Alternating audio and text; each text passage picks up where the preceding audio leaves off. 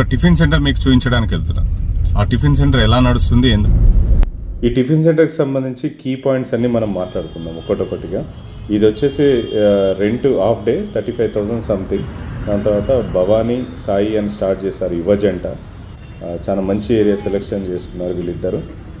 Traffic, main road, మళ్ళీ rent కూడా తక్కువే. కాకపోతే హాఫ్ డేనే ఒక మాస్టరు ఒక హెల్పర్తో రన్ చేస్తున్నారు. వీళ్ళు సొంతగా చేసుకున్నారు, వీళ్ళ ఫ్యామిలీ అంతా కలిపి.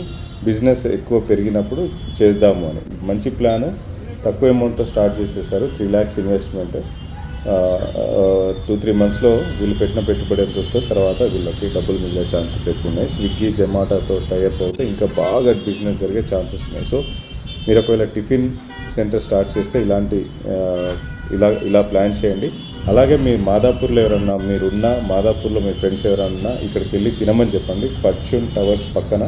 సో మనం ఇలాంటి యువజంటల్ని బిజినెస్ చేసే వాళ్ళని ఎంకరేజ్ చేస్తే 5-6 ఎంప్లాయ్మెంట్ క్రియేట్ చేస్తారు. సో వీళ్ళని చూసి ఇంకా చాలామంది ఎంటర్ప్రీనర్గా అయ్యే ఛాన్సెస్ ఉంటాయి అన్నమాట. కాబట్టి మనం వీళ్ళని ఎంకరేజ్ చేయాలా. మీరు ఈ వీడియోని చాలా మందికి వెళ్ళేలాగా మన బిజినెస్ కమ్యూనిటీలో షేర్ చేసేయండి. కుదిరితే మీరు అక్కడికి వెళ్ళి తినేసేయండి. Thank you so much. ఏమైనా విలువైన సలహాలు ఉంటే కామెంట్ బాక్స్లో కామెంట్ చేయండి.